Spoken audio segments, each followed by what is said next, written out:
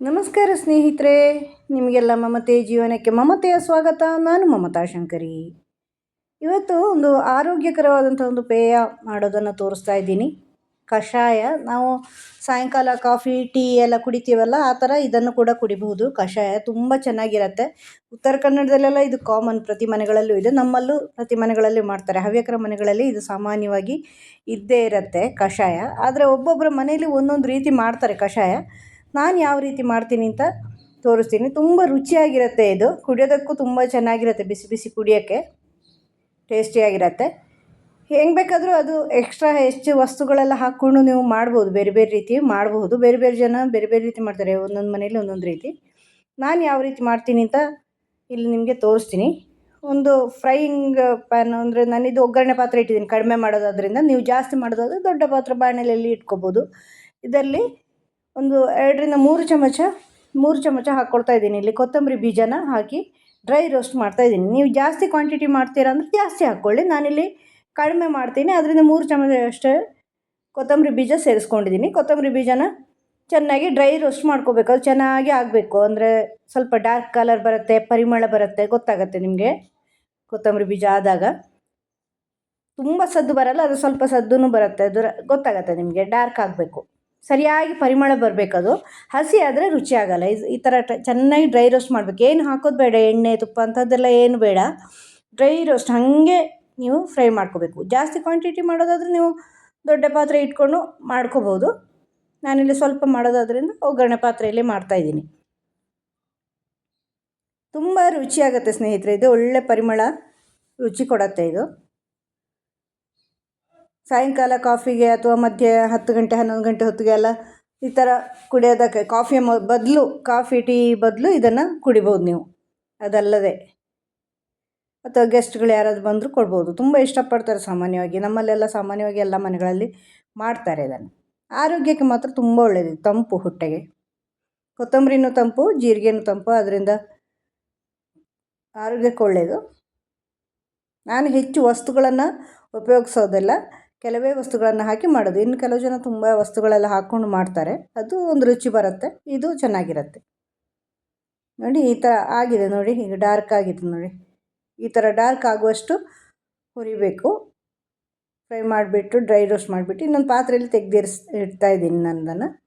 ಈಗ ಅದೇ ಪಾತ್ರೆಯಲ್ಲಿ ಈಗ 3 ಚಮಚದಷ್ಟು ಕೊತ್ತಂಬರಿ ಬೀಜ ಹಾಕಿದ್ದೀನಲ್ವ, 1 ಚಮಚದಷ್ಟು ಜೀರಿಗೆ ಹಾಕ್ಕೊಳ್ತಾ ಇದ್ದೀನಿ.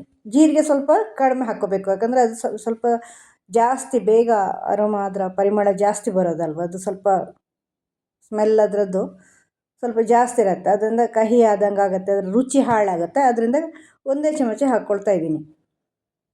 3 ಚಮಚ ಕೊತ್ತಂಬರಿ ಬೀಜಕ್ಕೆ 1 ಚಮಚದಷ್ಟು ಜೀರಿಗೆ ಹಾಕಿ ಅದನ್ನು ಕೂಡ ಈ ಥರ ಡ್ರೈ ರೋಸ್ಟ್ ಮಾಡ್ಕೊಳ್ತಾ ಇದ್ದೀನಿ. ಇದು ಕೂಡ ಅಷ್ಟೇ, ಇದು ಸ್ವಲ್ಪ ಚಿಟಿ ಅನ್ನತ್ತೆ. ಆದಾಗ ಸ್ವಲ್ಪ ಡಾರ್ಕ್ ಆಗುತ್ತೆ. ಈ ಥರ ಕೈ ಬಿಡದೇ ಮಾಡಬೇಕು ನೀವು, ಇಲ್ಲಾಂದರೆ ಒಂದೇ ರೀತಿ ಆಗಲ್ಲ. ಅದರಿಂದ ಸಣ್ಣ ಉರಿಲೇ ಮಾಡಬೇಕು. ಹೈ ಫ್ಲೇಮಲ್ಲಿ ಬೇಗ ಆಗಬೇಕು ಅಂತ ಹೈ ಫ್ಲೇಮಲ್ಲೂ ಮಾಡಬಾರ್ದು. ಸಣ್ಣ ಉರಿಲೇ ಈ ಥರ ಕೈಯಲ್ಲಿ ತಿರುಗಿಸ್ತಾ ಮಾಡ್ತಾ ಇರಬೇಕು. ಇಲ್ಲಾಂದರೆ ಅದು ಒಂದೇ ರೀತಿ ಆಗೋಲ್ಲ. ಒಂದು ಸೈಡ್ ಜಾಸ್ತಿ ಆಗುತ್ತೆ, ಇನ್ನೊಂದು ಸೈಡ್ ಕಡಿಮೆ ಆಗುತ್ತೆ, ಸೀದೋಗುತ್ತೆ, ಹಂಗೆಲ್ಲ ಆಗುತ್ತೆ ಹೈ ಫ್ಲೇಮ್ ಹಾಕಿದರೆ. ಅದರಿಂದ ಒಂದೇ ರೀತಿ ಕೈಯಲ್ಲಿ ಈ ಥರ ತಿರುಗಿಸ್ತಾ ಅದು ಬೇಗ ಆಗುತ್ತೆ. ಪಾತ್ರೆನೂ ಬಿಸಿ ಇರತ್ತಲ್ವ, ಜೀರಿಗೆ ಎಲ್ಲ ಬೇಗ ಆಗುತ್ತೆ. 2 ನಿಮಿಷದಲ್ಲಿ ಆಗುತ್ತೆಲ್ಲ, 1 ನಿಮಿಷ 2 ನಿಮಿಷದಲ್ಲಿ. ಇದನ್ನು ಆ ಕೊತ್ತಂಬರಿ ಬೀಜದ ಜೊತೆನೇ ಸೇರಿಸಿ ಇಟ್ಟಿದ್ದೀನಿ. ಈಗ ನೋಡಿ, ಒಂದು ಕಾಳು ಮೆಣಸು ಒಂದು 4-5 ಕಾಳು ಹಾಕ್ಕೊಂಡಿದ್ದೀನಿ. ಸ್ವಲ್ಪ ಜಾಸ್ತಿ ಬೇಕಾದ್ರೆ ಹಾಕ್ಕೋಬೋದು, ತುಂಬ ಜಾಸ್ತಿ ಬೇಡ, ಖಾರ ಆಗುತ್ತೆ. ಅದರಿಂದ ಒಂದು ಸ್ವಲ್ಪ ಖಾರ ರುಚಿ ಬರಬೇಕದು. ಆ ಪರಿಮಳ ಖಾರ ರುಚಿ ಬಂದರೆ ಚೆನ್ನಾಗಿರುತ್ತೆ. ಕಾಳು ಮೆಣಸು ಅದನ್ನು ಕೂಡ ಸ್ವಲ್ಪ ಫ್ರೈ ಮಾಡ್ಕೊಳ್ಳಿ. ಅದು ಸ್ವಲ್ಪ ಸದ್ದು ಬರುತ್ತೆ ಫ್ರೈ ಆದಾಗ, ಚಿಟಿ ಅನ್ನತ್ತೆ. ಇದನ್ನು ಹಾಗೆ ಡ್ರೈ ರೋಸ್ಟ್ ಮಾಡ್ಕೊಳ್ಳಿ. ಎಲ್ಲನೂ ಹೀಗೆ ಸಪ್ರೇಟಾಗಿ ಡ್ರೈ ರೋಸ್ಟ್ ಮಾಡಿ, ಇಲ್ಲ ಒಂದೇ ರೀತಿ ಆಗಲ್ಲ. ಅದರಿಂದ ಇದು ಪಾತ್ರೆ ಬಿಸಿ ಇರುತ್ತಲ್ವ, 1 ನಿಮಿಷದಲ್ಲೇ ಆಗೋಗುತ್ತೆ. ಇದು ಸಣ್ಣ ಉರಿಲಿ ಮಾಡಿಕೊಂಡು ಅದನ್ನು ಕೂಡ ಇದರ ಜೊತೆನೇ ಸೇರಿಸಿ ಇಟ್ಕೊಳ್ಳಿ. ಕೆಲವು ಜನ ಇದಕ್ಕೆ ಲವಂಗ ಹಾಕ್ತಾರೆ, ಆಮೇಲೆ ಶುಂಠಿ ಹಾಕ್ತಾರೆ, ಬೇರೆಲ್ಲ ಕೆಲವು ವಸ್ತುಗಳನ್ನು ಹಾಕ್ತಾರೆ. ನಾನು ಏನು ಹಾಕಲ್ಲ, ಇಷ್ಟೇ ಹಾಕೋದು. ನೋಡಿ ಇದು ಆಗಿದೆ. ಈಗ ಸ್ವಲ್ಪ ಹೆಚ್ಚೊತ್ತಾದರೆ ಚೆನ್ನಾಗಿರುತ್ತೆ, ಅದು ಪರಿಮಳ ಬರುತ್ತೆ. ಆದ್ದರಿಂದ ಅದು ಇದರ ಜೊತೆ ಸೇರಿಸಿದಾಗ ಪರಿಮಳನೂ ಆಗುತ್ತೆ, ಖಾರ ರುಚಿನೂ ಬರುತ್ತೆ. ತುಂಬ ಖಾರ ರುಚಿ ಬರಬಾರ್ದು. ಅದಕ್ಕೆ ಇಷ್ಟೇ ಹಾಕಿರೋದು 4-5 ಕಾಳು ಅಂದರೆ ಇದರಲ್ಲಿ ಒಂದು 10ರಿಂದ 12 ಕಾಳು ಮೆಣಸು ಇರ್ಬೋದು ನನ್ನ ಅಂದಾಜು. ಒಂದು ಅಂದಾಜಿಗೆ ಹಾಕ್ಕೊಂಡಿದ್ದೀನಿ, ಒಂದು 1/4 ಚಮಚದಷ್ಟು. ನೋಡ್ತಾ ಇದ್ದೀರಲ್ವ, ಇಷ್ಟೇ ನೋಡಿ. ಅದು ಸಿಡಿಯುತ್ತೆ ಆದಾಗ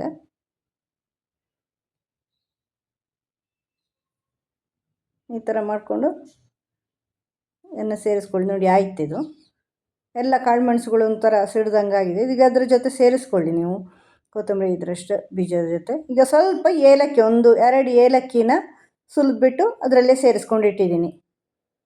ಅದು ಏಲಕ್ಕಿ ಪರಿಮಳ ಬರಬೇಕು, 2 ಅಥವಾ 3 ತಗೊಳ್ಳಿ ನೀವು, ಸರಿಯಾಗಿ ಪರಿಮಳ ಬರಲಿ. ಹಂಗೆ ನೋಡಿ ಇದೆಲ್ಲ ಇಟ್ಕೊಂಡು ಇದು ತಣಿಯೋವರೆಗೂ ಕಾಯಬೇಕು. ಇದನ್ನು ಮಿಕ್ಸಿ ಜಾರ್ಗೆ ಹಾಕಿ ಪುಡಿ ಮಾಡಬೇಕು ನುಣ್ಣಗೆ. ನಾನಿದು ಸಣ್ಣ ಮಿಕ್ಸಿ ಜಾರಲ್ಲಿ ಹಾಕಿ ಎಷ್ಟು ಸಾಧ್ಯನೋ ಅಷ್ಟು ಸಣ್ಣಕ್ಕೆ ಪುಡಿ ಮಾಡಬೇಕು ನೀವು. ನೋಡಿ ಸಣ್ಣಕ್ಕೆ ಪುಡಿ ಮಾಡಿದ್ದೀನಿ. ಸಣ್ಣಕ್ಕೆ ಪುಡಿ ಮಾಡಿದಷ್ಟು ನಮಗೆ ಇದು ಹೆಚ್ಚು ಸಿಗತ್ತೆ, ಅಂದರೆ ಸೋಸೋದಕ್ಕೆ ಹೆಚ್ಚು ಸಿಗಲ್ಲ, ಅದರ ಉಪಯೋಗ ಹೆಚ್ಚಾಗತ್ತೆ. ಈಗ ಹಾಲು ಹೇಗೆ ಕಷಾಯ ಮಾಡೋದು ಅಂತ ನೋಡೋಣ. ಕಷಾಯ ಪುಡಿ ರೆಡಿಯಾಗಿದೆ. ಕಷಾಯ ಮಾಡಬೇಕಲ್ವಾ. 2 ಗ್ಲಾಸ್ ಹಾಲು ಇಟ್ಟಿದ್ದೀನಿ, 2 ಕಪ್ಪಿನಷ್ಟು. ಅದಕ್ಕೆ 2 ಚಮಚದಷ್ಟು ಸಕ್ಕರೆ ಹಾಕ್ಕೊಳ್ತಾ ಇದ್ದೀನಿ. 2 ಕಪ್ ಹಾಲಿಗೆ 2 ಕಪ್ಪು ಸಕ್ಕರೆ.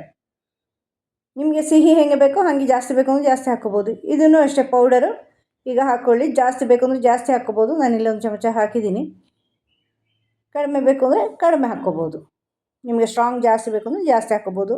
ಫಸ್ಟಿಗೆ ಸ್ವಲ್ಪ ಕಡಿಮೆ ಹಾಕಿ ನೋಡಿ, ಇಲ್ಲ ಆಮೇಲೆಲ್ಲ ಮಾಡುವಾಗ ನೀವು ಸ್ಟ್ರಾಂಗ್ ಮಾಡ್ಕೋಬೋದು. ಬೇಕು ಅಂದರೆ ಇಷ್ಟ ಆಗುತ್ತೆ ಅಂದರೆ ಇಷ್ಟ ಆಗುತ್ತೆ. ಇದು ತುಂಬ ರುಚಿಯಾಗುತ್ತೆ. ಚೆನ್ನಾಗಿ ಕುದಿಬೇಕಿದೆ, ಪೌಡರ್ನ ಅಂಶ ಎಲ್ಲ ಬಿಡಬೇಕು ಅದಕ್ಕೆ ಹಾಲಿಗೆ. ನೋಡಿ ಈಗ ಚೆನ್ನಾಗಿ ಕುದಿದಿದೆ. ಚೆನ್ನಾಗಿ ಮಿಕ್ಸ್ ಮಾಡ್ಕೊಳ್ಳಿ ಅದನ್ನು. ಈಗ ಸ್ವಲ್ಪ ಅದನ್ನು ಹಾಗೆ ಕುಡಿಯೋಕ್ಕೆ ಇಷ್ಟ ಆಗಲ್ಲ, ಅದಕ್ಕೆ ಸೋಸ್ಕೊಳ್ಳಿ ಸ್ವಲ್ಪ ಕೊತ್ತಂಬರಿ ಅಂಶ. ನೋಡಿ ನಾನು 1 ಚಮಚ ಸರಿಯಾಗಿ ಹಾಕಿದ್ದೀನಿ ಹುಡಿ. ಅದರಲ್ಲಿ ಉಳಿಯೋದು ಸ್ವಲ್ಪನೇ, ಅಷ್ಟು ನುಣ್ಣಗೆ ರುಬ್ಬಿದ್ದೀನಿ ಅಲ್ವ, ಅಂದರೆ ಪುಡಿ ಮಾಡಿದ್ದೀನಿ ಅಲ್ವ, ಆದ್ದರಿಂದ ಈಗ ಅದನ್ನು ಸೋಸ್ಕೊಳ್ಳಿ. ಟೀ ಮಾಡಿದ ಹಾಗೆ, ಟೀ ಸೋಸ್ಕೊಂಡ ಹಾಗೆ. ನೋಡಿ ಏನೂ ಉಳಿದಿಲ್ಲ ಅದರಲ್ಲಿ, ಸ್ವಲ್ಪ ಉಳಿದಿರುತ್ತೆ ಅಡಿಯಲ್ಲಿ. 2 ಕಪ್ಗೆ ಮಾಡಿದಾಗ ಹೆಚ್ಚು ಉಳಿಯಲ್ಲ ಅದರಲ್ಲಿ ಅಂಶ. ಈಗ ಟೀಯದ್ದು ಉಳಿಯುತ್ತಲ್ವ, ಟೀ ಮಾಡಿದಾಗ ಹಂಗೆ ಉಳಿಯಲ್ಲ ಇದರಲ್ಲಿ, ಯಾಕಂದರೆ ನುಣ್ಣಗೆ ರುಬ್ಬಿರ್ತೀವಲ್ವ, ಅದು ಮಿಕ್ಸ್ ಆಗುತ್ತೆ. ತುಂಬ ರುಚಿಯಾಗಿರುತ್ತೆ ಸ್ನೇಹಿತರೆ. ಆರೋಗ್ಯಕ್ಕೂ ತುಂಬ ಒಳ್ಳೆಯದು. ಕಾಫಿ ಟೀ ಅಡಿಕ್ಟ್ ಇರೋದಿದ್ರೆ ಅದನ್ನು ಬಿಡ್ಬೋದು, ಇದೇನು ಅಡಿಕ್ಟ್ ಆಗಲ್ಲ. ಇದು ಹಾಲಲ್ವ, ಮಕ್ಕಳಿಗೂ ಕೂಡ ಕೊಡ್ಬೋದು, ಇದು ಚಿಕ್ಕ ಮಕ್ಕಳಿಗೆ ಕೂಡ. ನೀವು ಮಾಡಿ ನೋಡಿ, ನಿಮಗೂ ಇಷ್ಟ ಆಗುತ್ತೆ. ಇದು ತುಂಬ ಆರೋಗ್ಯಕ್ಕೆ ಒಳ್ಳೆಯದು, ತಂಪು ಹೊಟ್ಟೆಗೆ. ಅದರಿಂದ ಮಕ್ಕಳಿಗೂ ಮಾಡಿ ಕೊಡ್ಬೋದು. ಮತ್ತು ಈಗ ಟೀ ಕಾಫಿ ಕುಡಿದ್ರೆ ಅಡಿಕ್ಟ್ ಆಗುತ್ತೆ, ಅದಿಲ್ಲ ಅಂದರೆ ಆಮೇಲೆ ತಲೆನೋವೆಲ್ಲ ಬಂದುಬಿಡತ್ತೆ. ಹಾಗೆ ಇದಾದರೆ ಹಾಗಾಗಲ್ಲ. ಆಮೇಲೆ ಟೀ ಕಾಫಿ ಬಿಡಬೇಕು ಅಂದರೆ ನಮಗೆ ಬಿಡೋಕ್ಕಾಗಲ್ವಲ್ಲ. ಇದನ್ನು ಕುಡಿದ್ರೆ, ಅದರ ಬದಲು ಇದನ್ನು ಕುಡಿತಾ ಇದ್ದರೆ ಟೀ ಕಾಫಿ ಬಿಟ್ಟು ಹೋಗುತ್ತೆ, ಮರ್ತೋಗುತ್ತೆ. ನಾನೇ ಮಾಡಿದ್ದೀನಿ ಹಾಗೆ. ನಾನು ಸ್ವಲ್ಪ ಕಡಿಮೆ ಮಾಡಿದ್ದೀನಿ ಕಾಫಿ ಕುಡಿಯೋದು. ನಾನಿಲ್ಲ ತುಂಬ ಜಾಸ್ತಿ ಕುಡಿಯೋಳು ಕಾಫಿ. ಇದನ್ನು ಕುಡಿದು ಕಾಫಿ ಕಡಿಮೆ ಮಾಡಿದ್ದೀನಿ. ನೀವು ಮಾಡಿ ನೋಡಿ. ನಿಮಗೆ ಈ ವಿಡಿಯೋ ಇಷ್ಟ ಆದರೆ ಲೈಕ್ ಮಾಡಿ, ಶೇರ್ ಮಾಡಿ. ಮುಂದಿನ ವಿಡಿಯೋದೊಂದಿಗೆ ಭೇಟಿಯಾಗೋಣ. Thank you.